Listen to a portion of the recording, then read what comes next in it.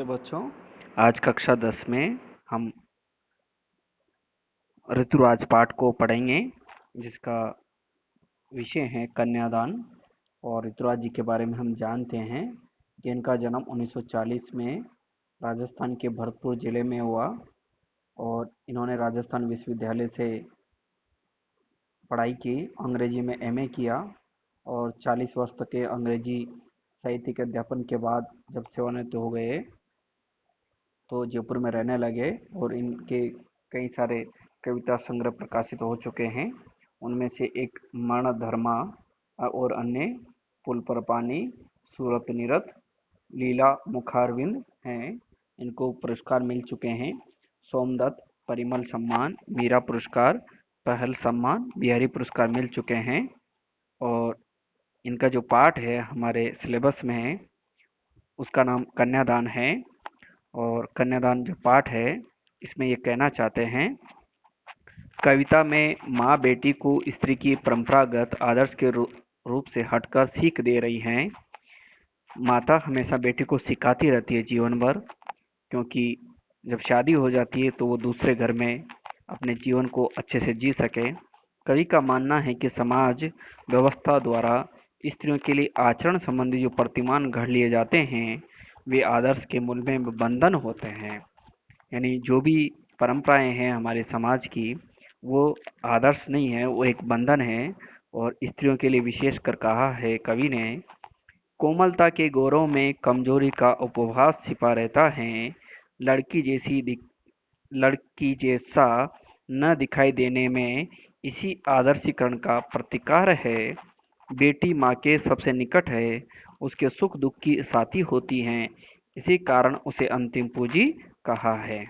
यानी अंतिम पूंजी क्यों कहा है, उसको क्यों कहा है अंतिम पूंजी?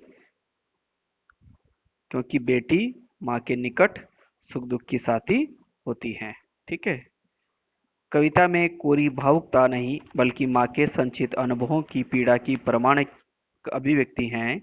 इस छोटी सी कविता में स्त्री जीवन के प्रति ऋतुराज जी की गहरी संवेदनशीलता अभिव्यक्त हुई है। यानी महिलाओं पर उन्होंने उस आदर्श को माना है। अब कविता में हम देखते हैं क्या कहता है कवि। देखिए, शादी का समय है और परिवार से विदाई है। बेटी को माता शिक्षा देती हैं और उस शिक्षा के कुछ बिंदु हैं। कितना प्रामाणिक था उसका दुख लड़की को दान में देते वक्त, जैसे वही उसकी अंतिम पूंजी हो। लड़की अभी सयानी नहीं थी, अभी इतनी भोली सरल थी कि उसे सुख का आभास तो होता था लेकिन दुख वांचना नहीं आता था। पाठिका थी वो धुंधले प्रकाश की, कुछ तुकों और कुछ लयबद्ध पंक्तियों की। माँ ने कहा, पानी में झांक कर अपने चेहरे पर मत रीझना। आग रोटियां सेकने के लिए हैं, जलने के लिए नहीं। वस्त्र और आभूषण शाब्दिक भ्रमों की तरह बंधन है स्त्री जीवन के। माँ ने कहा, लड़की हो ना, पर लड़की जैसी दिखाई मत देना। तो जो कविता है इसी को कवि ने विस्तार से समझाया है कि ऐसा क्यों होता है। क्या लड़की को वहां जाने के बाद कुछ परेशानियों का आभास होता है, या वो किस चंगुल में फंस जाती है कि वो बाद में अपना जीवन अच्छे से नहीं जी पाती हैं और उसे जिस सुख की अनुभूति होनी चाहिए उसके विपरीत उसके जीवन में दुख आ जाता है। तो कवि कह रहा है, कितना प्रामाणिक था, यानी प्रमाण के साथ, यानी सच्ची घटना है। यहाँ सयाने का अर्थ समझदार है, आवाज का अर्थ महसूस करना, अनुभव करना, बाँचने का अर्थ पढ़ना है, पाठिका का अर्थ पढ़ाने वाली हैं, धुंधले का अर्थ है अस्पष्ट, जो दिखाई नहीं दे रहा साफ से, लयबद्ध का अर्थ है लय में बंधी हुई, रीझने का अर्थ है प्रसन्न होना, आभूषण है गहने, शाब्दिक भ्रम में शब्दों द्वारा फैलाया गया संदेह भ्रम। तो जो पहला गद्यांश है, पहला पद्यांश है, उसमें कवि कहता है ऋतुराज जी की बेटी की विदाई हो रही है, कितना प्रामाणिक था उसका दुख लड़की को दान में देते वक्त, जैसे वही उसकी अंतिम पूंजी हो। कवि कह रहा है कि जब लड़की की विदाई हो रही है तो माँ का एक जो टुकड़ा है दिल का, उसके बारे में वो बहुत ही मार्मिकता के साथ सोचती है कि माँ को उसकी पीड़ा होती है। और वो प्रामाणिक है, वास्तविक है, कल्पना नहीं है, क्योंकि माता को बेटी से बहुत लगाव रहता है। जब वो अपनी बेटी का कन्यादान कर रही थी विदाई का समय, तो जैसे जीवन में उसकी अंतिम पूंजी हो, क्योंकि धीरे धीरे बालिका बड़ी होती हैं और जब वो पूर्ण अवस्था में आती हैं तो वो उसका विदाई का समय होता है। तो कवि कह रहा है जैसे वो उसकी अंतिम पूंजी हो, लड़की अभी सयानी नहीं है। कवि कह रहा है कि माँ सोच रही है कि उसकी बेटी अभी बहुत सरल है, समझदार नहीं हुई है। उसे ये नहीं पता कि जीवन में कब क्या हो जाता है, कैसे रिएक्शन करना है, कैसे व्यवहार करना है आगे चल करके। अभी इतनी भोली सरल थी, वो समझदार नहीं थी कि उसे सुख का आभास तो होता है, यानी बच्चों को नए जीवन का आभास तो होता है, जिसमें भविष्य की सारी सुखद अनुभूति का उसे कल्पना होती है, परंतु उसे दुख बांचना नहीं आता। यानी जीवन में भविष्य में आने वाली समस्याओं से वो भी अनजान है। उसे पता नहीं कौन कौन सी समस्याएं उसके जीवन में आ जाएगी। तो माता जानती हैं, पाठिका थी वो धुंधले प्रकाश की, अभी उसे प्रकाश दूर है, उसे प्रकाश साफ दिखाई नहीं दे रहा है। यानी उस जीवन की जो पंक्तियां हैं, वो भविष्य हैं, उसे अभी वो साफ से परिचित नहीं है। क्यों नहीं है? क्योंकि उसे पढ़ना नहीं आता है। यानी दुख के पीछे सुख और सुख के पीछे दुख को उसे पढ़ना नहीं आता है। उसे लगता है कि सुख ही सुख है। तो कवि कहता है, कुछ तुकों कुछ लयबद्ध पंक्तियों की, यानी जिस तरह से कविता होती है काव्य में, उन पंक्तियों को पढ़ना तो जानती है, पर उसका अर्थ, उसका भावार्थ, उसकी समझने की योग्यता अभी विकसित नहीं हुई है।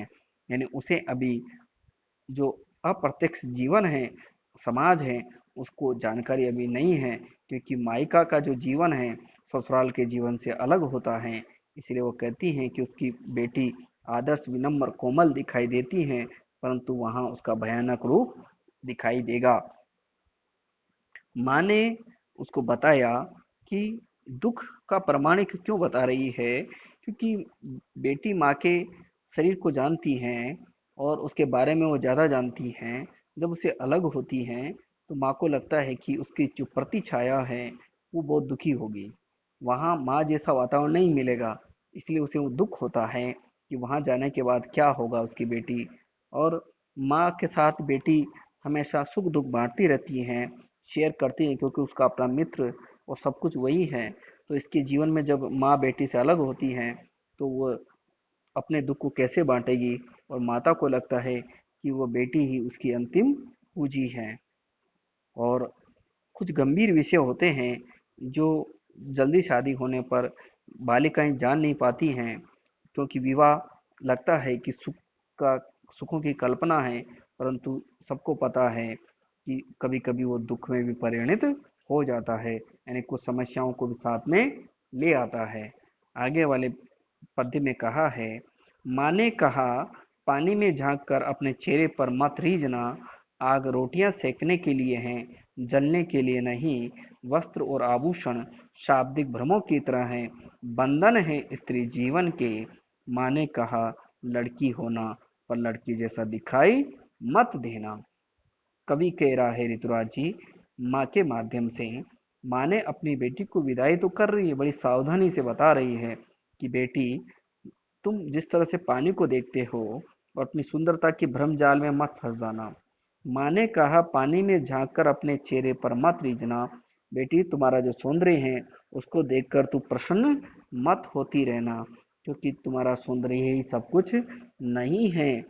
अगर लोग तुम्हारी प्रशंसा करेंगे तो उन शब्दों के भ्रम जाल में भ्रमित मत हो जाना, क्योंकि आज का समाज थोड़ी सी प्रशंसा करता है और उसके बदले बहुत कुछ मांगता है। तो वो कहती हैं, आग रोटियां सेकने के लिए हैं, यानी जिस तरह से घर में खाना बनाते हैं आग आवश्यक है, वैसे ही पुरुष प्रधान समाज में तो स्वयं को मुक्त रखना, क्योंकि दुल्हन को जलाने के लिए नहीं है, जलने के लिए नहीं है। चमत्कार करने वाले जो हमारे आभूषण है, वस्त्र आभूषण शाब्दिक भ्रमों की तरह है, जो औरत को लालच दिया जाता है, अच्छे कपड़े, अच्छे आभूषणों का, वो सब भ्रम है, स्थायी नहीं है, वो बंधन है स्त्री जीवन का, जिसके तुम नए घर में जाकर स्वयं को कमजोर मत समझना। बंधन है स्त्री जीवन के, यानी बांध देंगे ये आभूषण और वस्त्र, इसके भ्रम में तू मत फंसना। माँ ने कहा लड़की होना और लड़की जैसी दिखाई मत देना। माँ कहती है कि तू लड़की है, अंत में तो तू विनम्र स्नेहमयी मर्यादित रहना, लोक व्यवहार का पूर्ण सावधानी से सच्चे से पालन करना, क्योंकि किसी भी का शोषण शिकार मत बनना। क्योंकि आज हमारे समाज में कई सारी बुरी व्यवस्थाएं हैं जो स्त्री जाति को केवल भोग की वस्तु समझते हैं, उस पर अत्याचार करते हैं, उन पर अपना अधिकार समझते हैं। इसलिए तू उन सब लोगों से सावधान रहना जिससे तेरा शोषण ना हो।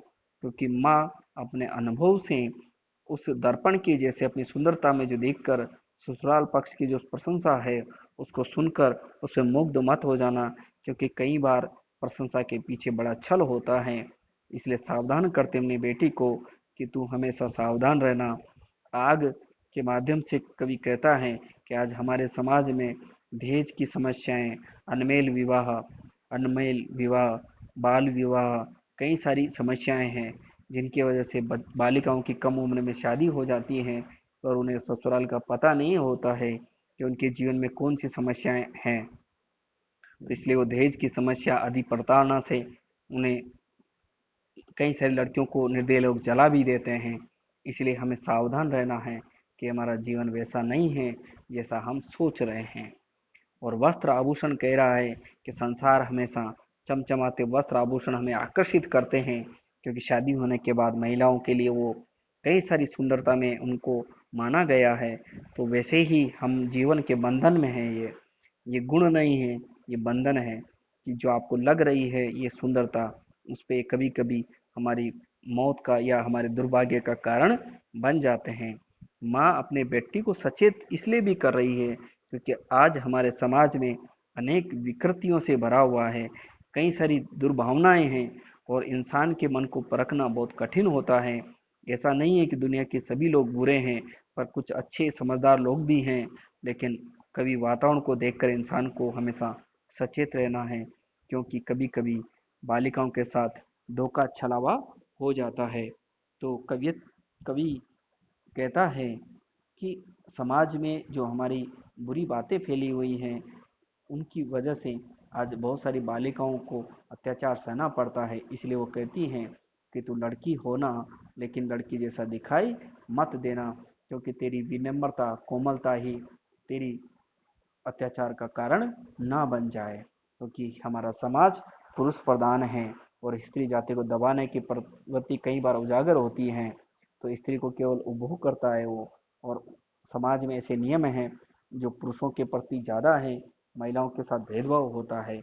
तो कभी उनके माध्यम से कहता है कि तू अपने जीवन की रक्षा के लिए अपनी बातों को तर्क के साथ और समझदारी के साथ रखे, क्योंकि तेरी माँ कह रही है तुझे कि वो अंतिम पूंजी है उसकी, और तू सयानी नहीं है अभी, और तू भोली है। इसलिए तुझे सुख तो देखना आता है लेकिन दुख पड़ना नहीं आता है। इसलिए तुझे सावधान रहना है। क्यों सावधान रहना है? जैसे आग में रोटियां सेकने के लिए कहा है, उसी रूप में वो कहती हैं कि सगे संबंधी के समक्ष वधू पक्ष अपनी कन्या को वर को सौंपते हैं, और ये अनुचित बात नहीं है, ये हमारी परंपरा है, तो कन्यादान है।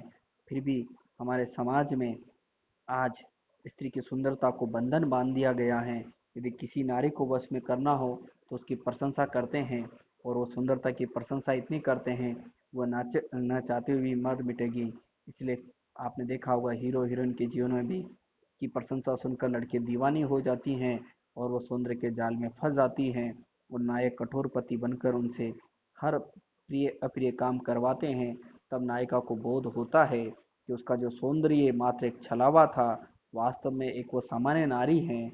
और जब नारी इतना भी नहीं समझ पाती कि वो जीवन भर सस्ती संवरती रहती हैं और समाज की प्रशंसा पाने के लिए अपने व्यक्तित्व को खो देती हैं, इसके विपरीत नारियां अपनी इस कमजोरी को समझ लेती हैं, वे पुरुषों के बहकावे में नहीं आती हैं और उसका शारीरिक सौंदर्य की परिधि को पार करके उसके मन और आत्मा को तृप्ति के लिए जीती हैं।